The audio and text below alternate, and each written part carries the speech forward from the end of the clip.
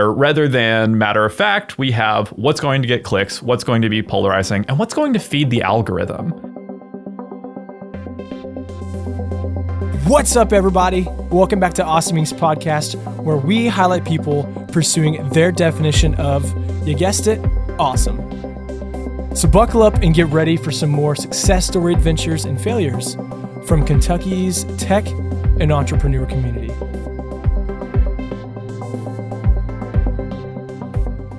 Hey guys, thanks for checking out this episode of Awesome Inc.'s podcast. I have not just a privilege, I'm pretty stinking blessed to be sitting down with a new friend, Blake Rickenbach. And let me tell you what, his style is off the chain. It really is. And yeah, cool background with how our community is working across Kentucky. I had a coworker who was on a Zoom call. Blake was on said Zoom call talking about his wisdom, spitting his knowledge. And she thought, hey, Garrett, you should meet this guy. So she set us up, and then a week later, we are connecting, recording a podcast, and I'm excited for Blake to shed some light on a lot of haziness. It's a little foreshadow. Haziness with the tech world, and give some of his background and help our entrepreneurial community. So with that, Blake, let's dive on in. How are you doing today? I'm doing so well. I'm really glad that my jackfruit print shirt has gotten some attention. It's got like jackfruit, dragon fruit. Glad that was a nice way to break the seal and get things started. Absolutely. Have you ever had a jackfruit before? I don't think so. I've like walked past them at Kroger and kind of shoved them a little bit, okay, but never actually got around to buying one or eating one. And then you realize your hand was bleeding from touching the exactly the spikes or whatever's the outer shell of that fruit. No, that's sweet. I definitely have had something dragon fruit flavored. That sounds like a fake flavoring syrup from Starbucks or somewhere. Yeah, I guess. I've definitely had dragon fruit. I lived in LA for a short period of time, and so like dragon fruit acai bowls with chia seeds was kind of, go-to Saturday breakfast. No, I totally get that. I was actually watching a TV show called Letterkenny. I'm not sure if you've heard of it before. It's probably the weirdest show I've seen. It's a very set humor, a very specific humor for its audience, but it's based in rural Canada, with air quotes. And they were doing this gag on LA. It's like everyone moves to LA and they say it as LA. Anyways, when you said that the LA acai bowl, I was like, wow, that is spot on with what I was watching. Oh, for sure. I think it's particularly true of people who go to LA and then leave LA. And I think if you stay and that LA, was the joke. That was the joke. They were in this rural part of Canada, go to LA, and instead of saying LA, it was LA. LA. And then move back. Yep. And if you're listening to this and you're somebody in LA, no judgment, we love you. Just something funny the media portrayed that made me laugh. Oh, great city. Love so much that you can do in LA. Not a great fit for me personally, but I think a lot of people in LA don't take themselves too seriously because LA has just that LA reputation. So I don't think they'd be offended. If you are, I'm sorry. But it's really important to not take yourself so seriously. For sure. And that's something I'm still learning, and I'm pretty young, which is a good reminder. So Blake, with that, tell us a little bit about your background.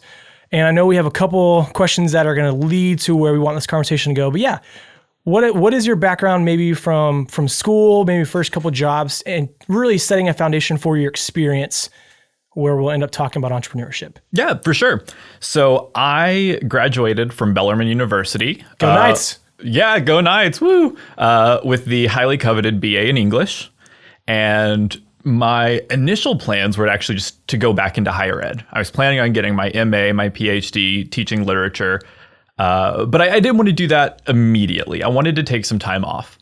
And so I got a job at a local university, which will remain nameless because I didn't have a very great experience there. Don't want to badmouth anybody. And spent a year working in that environment and realizing that I really did not like the politics of higher education and the complexities of that particular field. So I ended up resigning and taking some time to do freelance writing and content marketing full time. I say full time, it was not exactly a 40-hour-a-week workload. Turns out being a strong writer and being able to start your own business are very different skills. But while I was freelancing, I wanted to find a way to expand my marketing knowledge and my digital marketing knowledge. And I eventually came across the HubSpot Academy, which is a free training and certification program that HubSpot offers in a variety of fields related to digital marketing. And I ended up getting certified in a couple of areas and thinking, this is a really cool company. If I wasn't a freelancer, I would love to be able to afford to actually use their software. And once I got completely fed up with the inconsistent paychecks of freelancing and wanted to go back into full-time work, I saw that HubSpot was hiring in their customer service department. And it was the first time they were offering a fully remote customer service role. And I thought, that company was pretty cool when I took their academy courses. I'm just going to apply. And, I know nothing about tech, but the worst they can do is say no. And I ended up getting hired on as one of the two first fully remote customer service representatives and was assigned to work West Coast business hours. Their office is in Cambridge, which is right outside of Boston. And they also have another support team in Singapore. And so there was kind of a bit of a gap where they needed more people working West Coast business hours to support those customers. Yeah, started working out in Los Angeles for HubSpot. And that was where I had some opportunities to teach myself some basic front-end web development. So doing like HTML, CSS, JavaScript, Hubble, which is our proprietary coding language based on Java. And from there, ended up using those front-end web skills to move into the role that I currently have now, which is product expert, which essentially means I am a translator between engineers and recent college grads. Where if you're a HubSpot customer and you've ever worked with HubSpot support and they've said something along the lines of, I'm not sure about this, let me consult our internal team, or this might be a bug, let me consult our internal team. What that means is they wrote up an issue that came to me. And then I looked at it and either told them how to fix it or said, oh yeah, this is a bug, let me send this to an engineer. So that's the role that I'm in now, but I specifically work as the product expert for our search optimization and CMS publishing teams. So basically within this hierarchy of HubSpot's various products and the platforms and services that we offer, it's broken down into product teams, which are clusters of engineers, designers, and product managers that oversee particular sets of functionality. And I am on our SEO tools and basically anything inside the CMS that has a publish button on it. That's my territory. That's what I do day in and day out. I know I'm sitting across from you just smiling out of my head quite a bit. There's so much that, and again, I can go from the very beginning. Talking about Bellarmine, you move on. I was actually a Governor Scholar, went to Bellarmine, or at Bellarmine back in 2013. So it's interesting. You bring up, you had a good interaction or good experience with HubSpot. Thus, you said, yeah, why not? I'll go and apply for this company. Worst I can say is no. That was with me with a GSP program. There are a lot of acronyms that you threw out that we'll just say most people might not know. So you said SEO, CMS, Hubble, which is your guys' proprietary software language, to say the least. What are some of those acronyms, and maybe what is a simpler version of how each of those play into what you do? Yeah, so I'll start with probably the easiest to define, which is Hubble, sometimes pronounced Hub-L.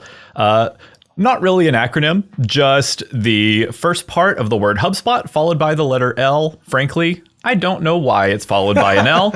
It just flows. It just is. I'm not an engineer. I didn't make that coding language, but it's our front-end development language that we use in-app that allows users to create modules and editable fields inside their page templates.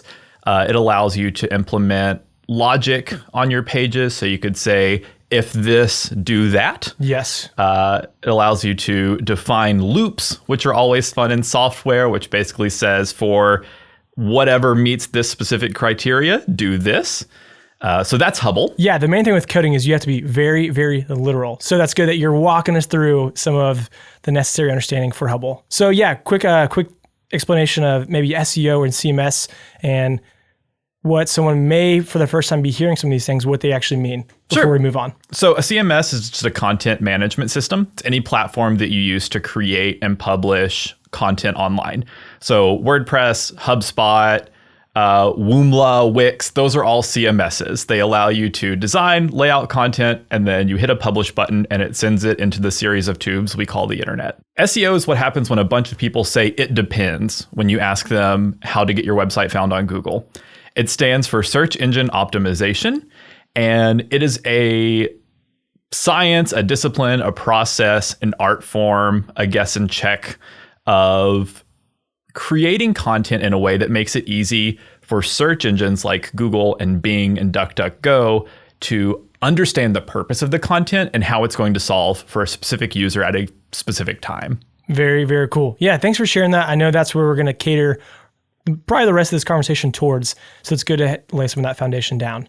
And Blake, there's something we refer to as boomerang here in our community, someone who maybe is from Kentucky or somewhere close by. They move maybe to somewhere sexy in air quotes, so to LA or to maybe the East Coast, somewhere else, and then find their way back. And I know that's part of your story, but what brought you back? What was the big change that said, nah, this place isn't for me? Wow. How much time do we have? Maybe like the elevator pitch version. Yeah. So the abridged version was the living situation I was in ended up being not great and also very expensive. And it just got to the point with finances and stress where I realized it was easier to live in the Eastern Standard Time Zone, working West Coast time zone, than it was to put up with all of the extra baggage that came from my situation in LA. Sure. So I really wanted to save some money, have more just flexibility and free time in my day. And so after a shorter tenure in Los Angeles than expected, ended up putting an entire 1-bedroom apartment inside of my 2005 Camry. Not to be too sexy with the car talk, but I do drive a Toyota Camry. Shoved an entire 1-bedroom apartment into my back seat and my trunk and drove back across the country, came back to Kentucky, and here I am. Man, I've been in your shoes before, but in the opposite way. So my brother worked at Google one summer, and my dad, my brother, and me drove from Louisville to San Francisco, Santa Cruz area to be specific, in a Honda Civic, and packed up his belongings. So it was a tight fit for a week. Oh, for sure. But it was a great trip, and saw a lot of parts of the States I've never seen before, which was beautiful. Now we're going to talk about your role with HubSpot and move into some more of this tech ethics, haziness, what the heck is going on understanding. So you talked a bit about what you do at HubSpot. What specifically do you do to interact with entrepreneurs and people you're helping develop startups? Yeah, so really most of my engagements with the startup and entrepreneurial community happens outside of HubSpot. Because of the opportunities I had at HubSpot, I really fell in love with front-end web development, content strategy, and a bit of technical SEO. And I'm one of those people where when I start to get like an obsession with something, I just dive in completely. I love it. And so I often say that by day I'm a HubSpotter, but then by evenings and the occasional early morning, I'm an entrepreneur myself. Just a sole proprietor. I do some executive coaching and SEO consulting for small businesses and nonprofits. I really particularly love working with B Corps and for-benefit corporations, but really I'm open to any kind of clientele that wants to look for a way to expand their impact without having to go crazy with their budget. Blake, I got to be honest. I lied when I asked that first question. I know that's wrong. I really just wanted to set you up to say, no, I do this outside of my job. That's great. That's really what I cared about. So that's cool to hear that you found something you love and realized, hey, I want to do this for myself. I want to create this opportunity to control my time, control how much money I make. So cool that you set that foundation. That's really ultimately what we want to encourage people who are listening to this that might not be an entrepreneur. It's, hey, just go for it. And in the words of Shia LaBeouf, just do it. I still love that GIF. That's one of my favorite videos from the past. Well, I appreciate you setting me up to spike that one in over the net. I guess I could go more like top of the funnel and be like, and anyone who wants to learn about it can visit www.blakereichenbach, that's BlakeReichenbach.com. Yes, that was gold. I love that. I'm going to make sure that it's also linked in our show notes so people can look it afterwards too. That's great. So now that you've talked about your role with HubSpot, what you're doing outside as an entrepreneur, initially when we met, you were talking to the attendees of Lexington and Kentucky overall, their startup breakfast on Wednesday mornings that meets from 8 to 9 a.m. on Zoom. You're more than welcome to come. And you were talking about the need to improve tech ethics because they're hazy. What the heck does that phrase tech ethics even mean? And maybe why it's hazy? Absolutely. So at the time that we're recording this, we are in an election season. Yes, we are. I think that is probably the clearest example of the complexities of tech ethics and the need to have conversations around what ethics look like within the technical space. Sure. And the topic actually came up at Startup Breakfast in terms of the idea of content moderation and censorship and the role of some of these tech giants, such as, Facebook, Google, Amazon, in spreading disinformation, but also a sense of disharmony almost. And it really becomes a very, very hazy topic when you start to break it down, because it seems like, especially if we hone in on social media, it's become such an integral part of our society that we haven't really conceptualized what our society looks like moving forward without it. But with it, we don't really know what it looks like to use social media well. And if you've been on Facebook within the last, I say it's really probably been in an uptick since 2012. But if you've been on Facebook recently, you probably know that it tends to be a playground for polarization. Even the way that marketers think about creating content has changed because of the polarizing effect of social media.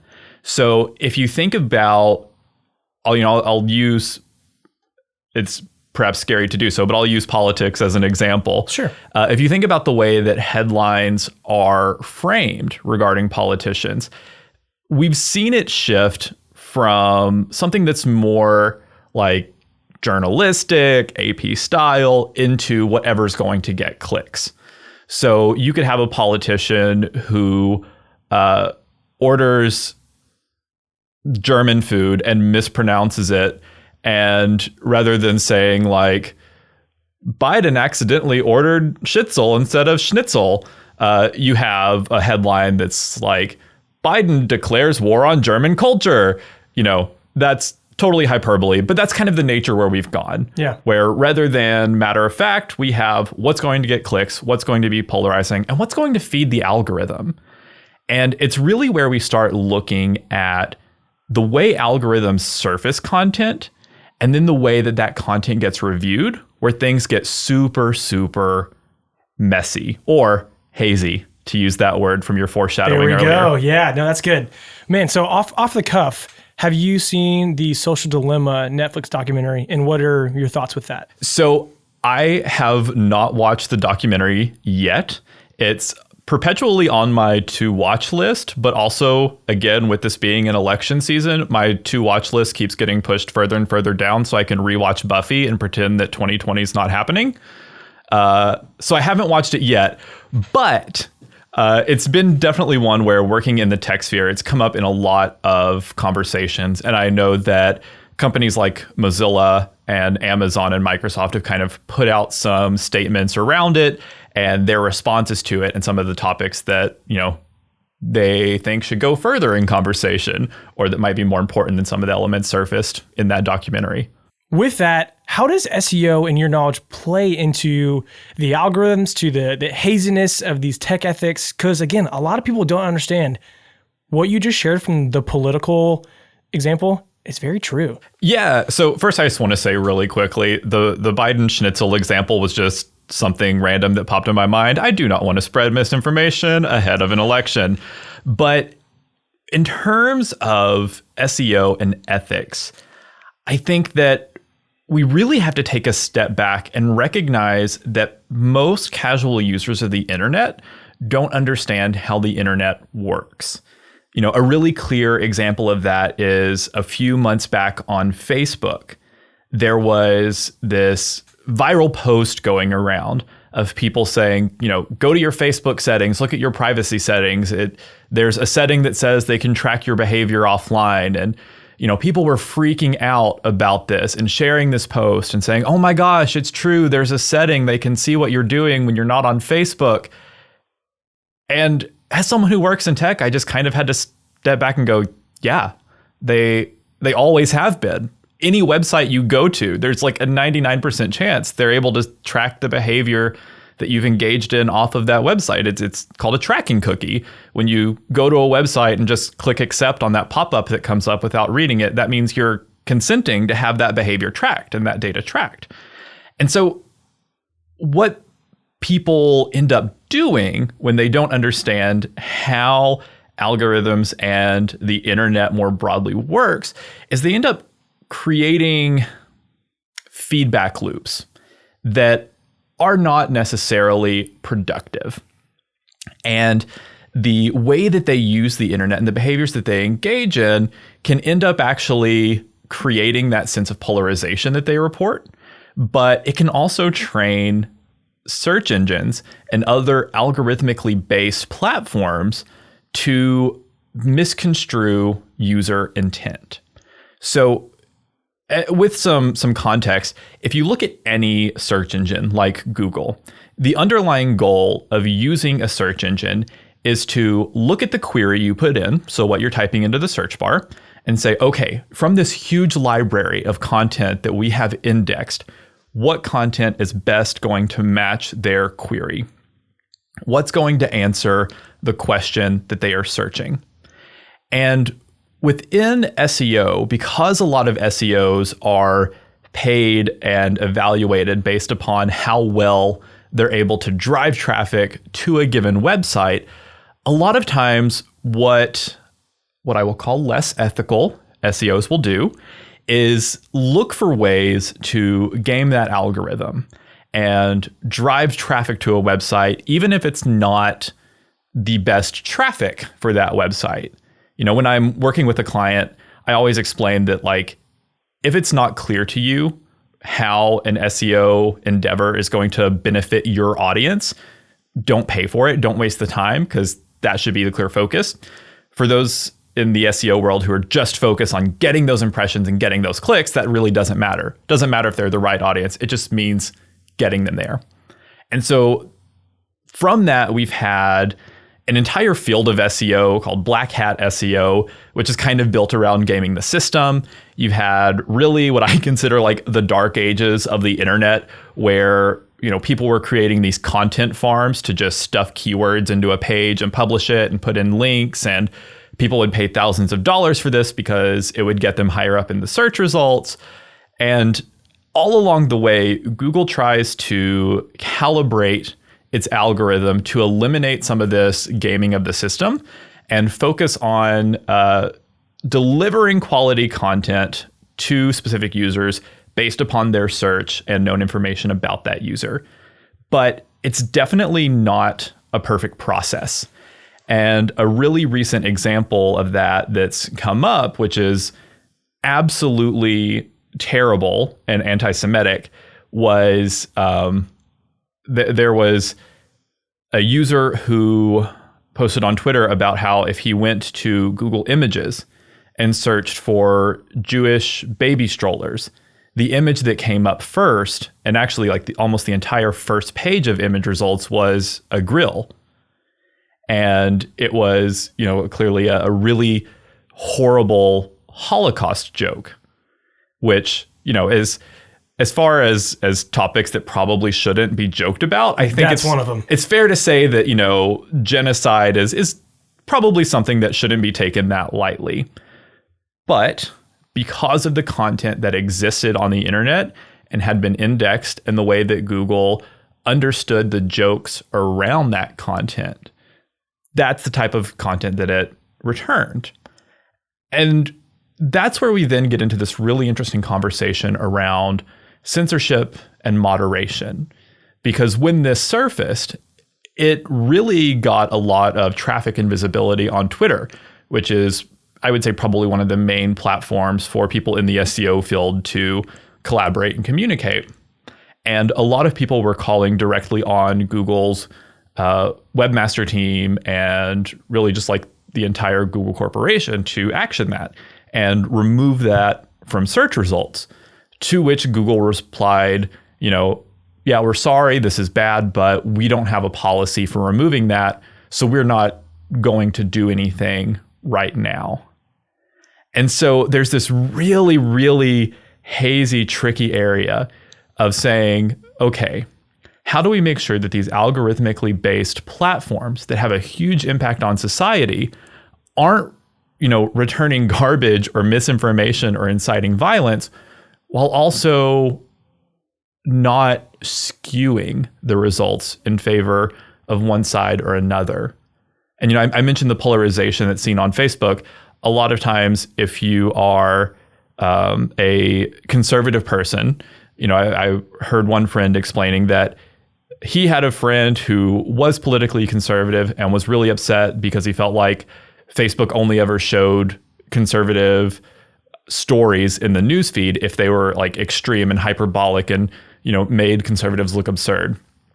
Then on the other hand, some of my friends who are farther left on the political spectrum end up saying, well, Facebook can't be inherently liberal because Zuckerberg's made it clear that he doesn't support election, monitoring or censoring election fraud, and, is willing to take a paycheck even if it incurs, political misinformation. So yeah, it's really hard to identify how we can moderate content in a way that makes it productive without granting one entity more power or influence or sway than another. And that's really where the haziness and the messiness comes into play. It's like, we have to do something, but what do we do? No clue.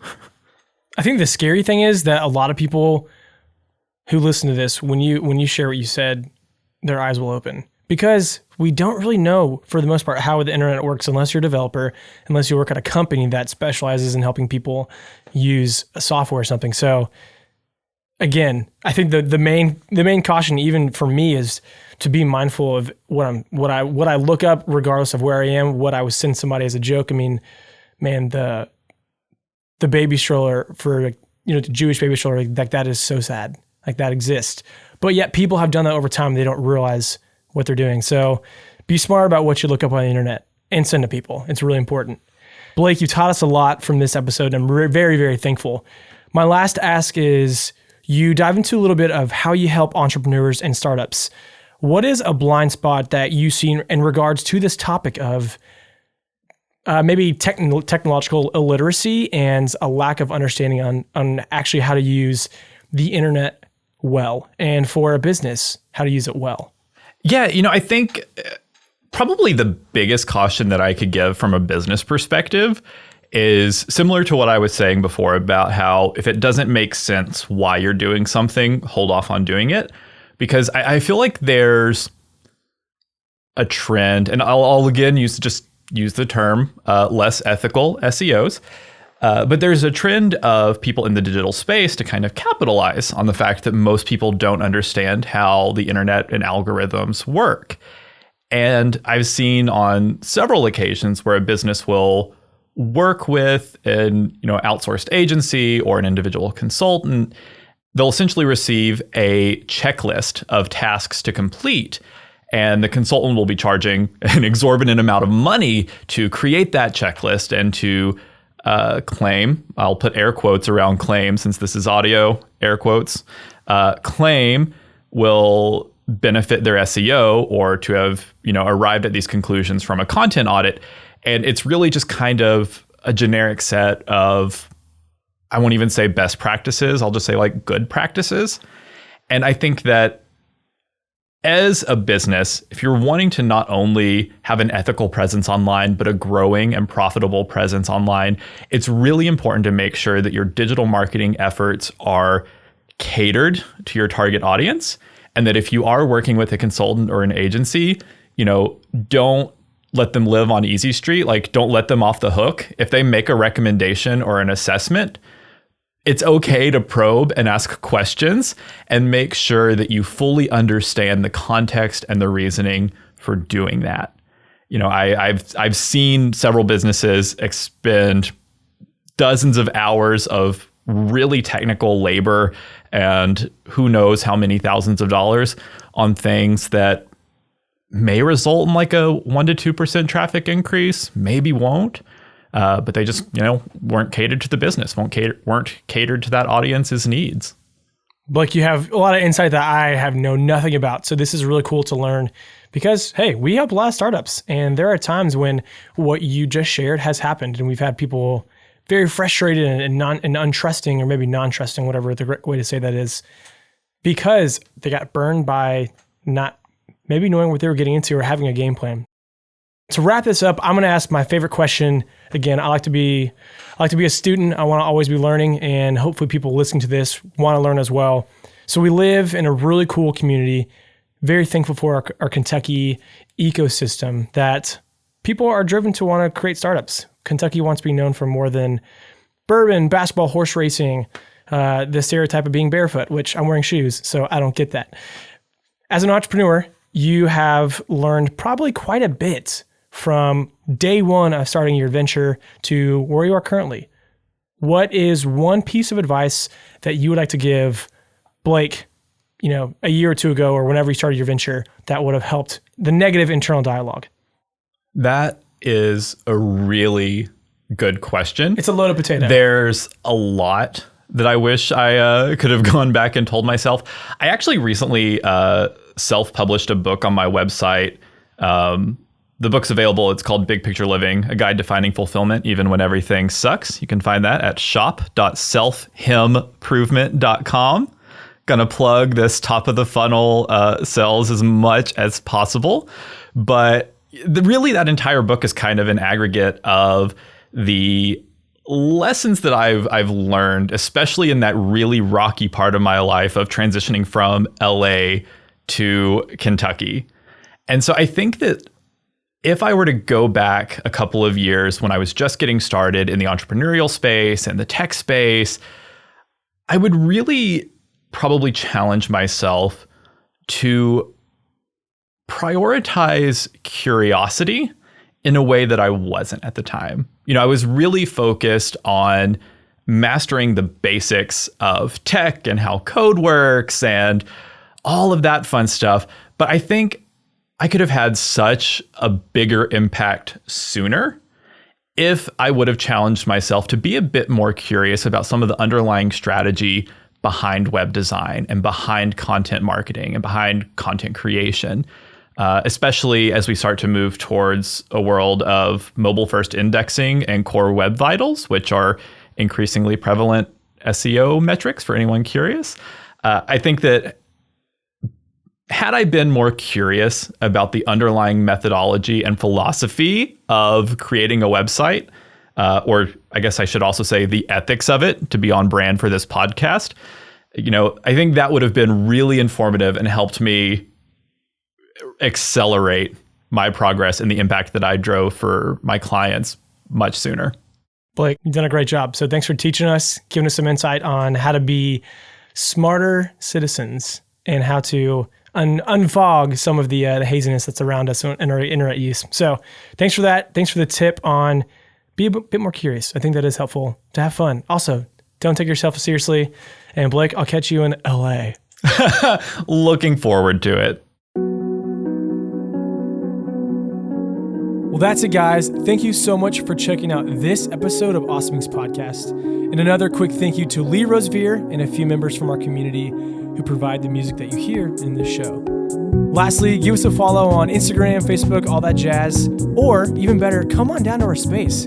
Come be a part of our community and get plugged in, and let's start something awesome together.